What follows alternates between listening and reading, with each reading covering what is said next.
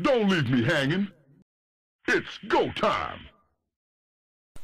Hey everybody, this is Josh, and I have a lot of free time today, so I am going to cast an entire best of 7 between two extremely awesome players. And the first extremely awesome player is KiWiKaKi, member of Root Gaming. He is the yellow Protoss up here on the top of Lost Temple. He recently placed second at Major League Gaming in Raleigh, and I have a couple of videos on my channel where I actually talked to him a little bit. I think the very last one where we're all sitting around on the floor, he was in that one, but he also just recently got second at something called LAN ETS in Quebec, and it was primarily Quebecois players, but he beat Slush for second place, but lost to JF, who is a member of Fnatic MSI. But his opponent today is MTW Dimaga. Dimaga, of course, gained a lot of fans in the Intel Extreme Masters Global Challenge over there in Cologne, Germany, by getting third place in that tournament and beating a ton of great players. He gave us some really fun games to watch. He did end up losing to, I want to say, Morrow. Yes, he lost to Morrow and then had to play Tarson for that third place and end up winning that series. But he is going to drop his pool relatively early. He's not even at 10 supply yet, and actually way early. Holy crap. So he's going to be looking to be very aggressive on this map, Lost Temple, against KiWiKaKi, the French-Canadian Protoss player. And Dimaga is actually from the Ukraine. So KiWiKaKi gets in there. He sees there's no gas. He sees this very quick spawning pool. There's 6 lings coming out already. This drone is just going to be scouting. His overlord did not find KiWiKaKi over in that left position. KiWiKaKi is building a gateway and a forge out here in front of his natural.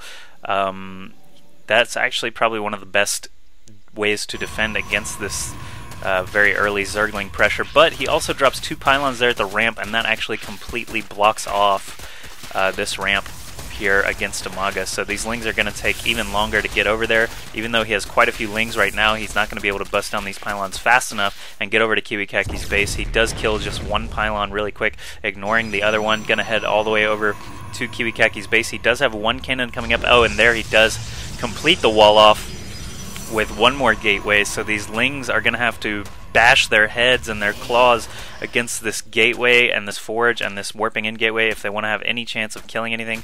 And this cannon is going to be completed here soon, so I don't know if Dimaga is going to be able to do this. I don't think this many lings and a drone are going to be able to kill off this gateway before the cannon finishes, and no, Dimaga is not quite fast enough. He might still kill the gateway because of all the lings that he does have, but there's a zealot ready, there's a cannon ready. This cannon is going to finish off a couple of more lings. The cannon actually collected 6 ling kills there. Dimaga has 4 lings remaining, but all KiWiKaKi has to do is build another pylon. He's got the zealot here for a wall off. Very fortunate that KiWiKaKi was able to get at least 1 zealot out before those lings broke down that gateway. Dimaga trying to play catch up now. He does have a first gas up and a second one on the way. He will be able to do some Zergling speed here eventually, not very soon though. And Queen is up doing some larva spits. Dimaga is way behind actually because that ling offensive failed so horrifically. KiWiKaKi is getting his first gas up now. Actually, KiWiKaKi did have to alter his game plan a bit to defend against that, but since it was so easily defended and all he lost was a single gateway, I have a feeling he'll be just fine moving into this mid-game. And now Dimaga is still making lings. He is getting Zergling speed with that first 100 gas, and he is getting a Baneling nest with the remainder. So he does have 2 gas running now. Looks like he's going to be going pretty much entirely Speedling and Baneling for this game to try and get into KiWiKaKi's base a little further. However, I really like this wall-off positioning here. Kiwi might even want to build another cannon, but he does have 3 zealots marching their way over to Dimaga's main, as he has not expanded. He does not have the minerals available to expand, so KiWiKaKi on 1 base is going to be able to produce just fine and keep up with Dimaga's production with that only single queen. And the Baneling nest is finishing up now. Looks like Dimaga is going to go for sort of some desperation tactics, just to make a bunch of banelings and speedlings and hope for the best. Really, if he can't break down this front wall, KiWiKaKi will just sort of win by default.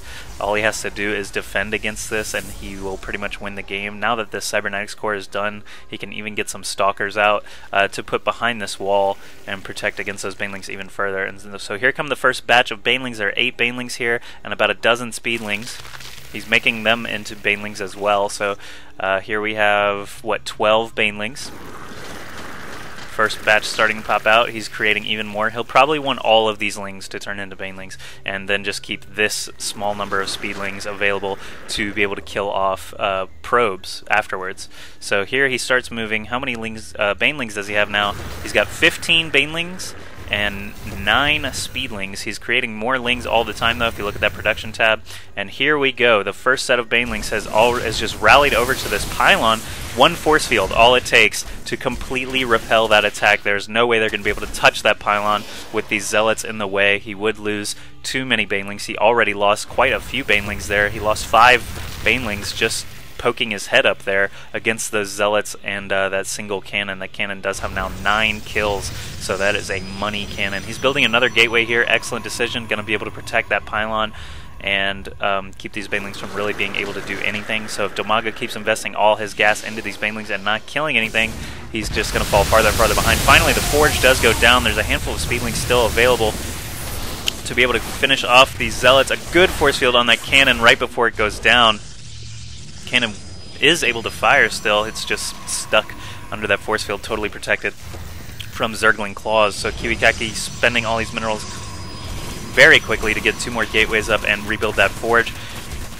Unfortunately, he does lose that zealot just because he was out in the open. This one is probably also going to die relatively soon. Dimaga spending as much gas as he can, as quickly as he can, to keep this gateway from finishing. However, this money cannon racking up the kills all the way up to 16 kills now. That warping in gateway does get killed or cancelled, I'm not sure exactly, but the cannon's still able to fire underneath that force field protection. So that is one of the best uses of force fields defensively that I've seen in a very long time. KiWiKaKi, like I said, all he has to do is keep defending and he'll sort of win by default. His expansion is already up and running. Dimaga has not been able to expand himself. He's been dumping all his cash into lings and banelings here. He's still trying to do it. I mean, we've seen him do this relentlessly.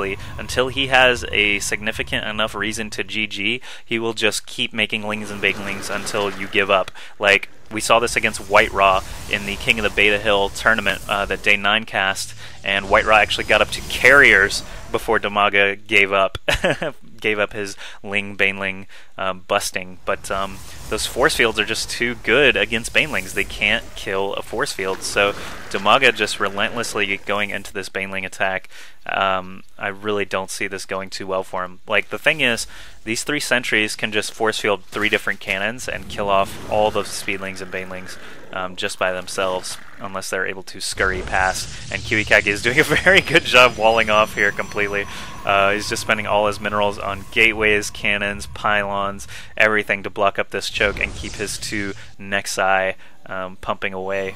And he has not teched at all, but he hasn't really needed to. His gas is getting a little bit high. He hasn't really spent any gas except on these sentries for their awesome force fields of invulnerability.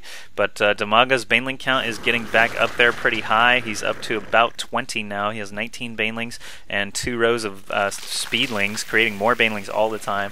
So he's probably going to need 100 banelings to be able to crack through this, and even then these sentries will be able to force field and have an invulnerable bubble. So Dimaga, again, just keeps looking worse and worse for him the longer he waits to expand. And he actually, in my opinion, he could expand. KiWiKaKi is in such a defensive position now. He has no sight out here, so he doesn't know exactly how many banelings are coming. He would have to push out eventually with, you know, a tier 1 mix because he has not teched up at all. But now he is getting a robotics facility. I probably would have gone Stargate just because, you know, all he's seen so far are banelings and speedlings, and 1 Void Ray would be able to kill basically everything. Maybe 2 Void Rays would, you know, kill the Queen and then everything else. But Dimaga's coming back in now. He does mow right through those first 2 gateways and a couple of cannons. As force fields were a bit slow. However, these 3 that come in do effectively trap every single unit that Dimaga has. He needs to focus down these banelings, if anything.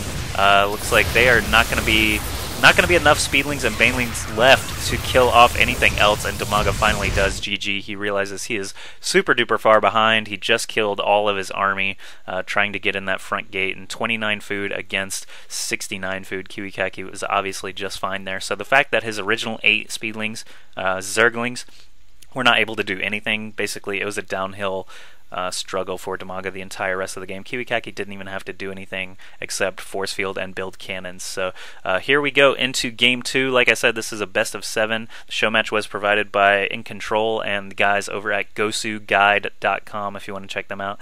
And yeah, so let's move into game 2.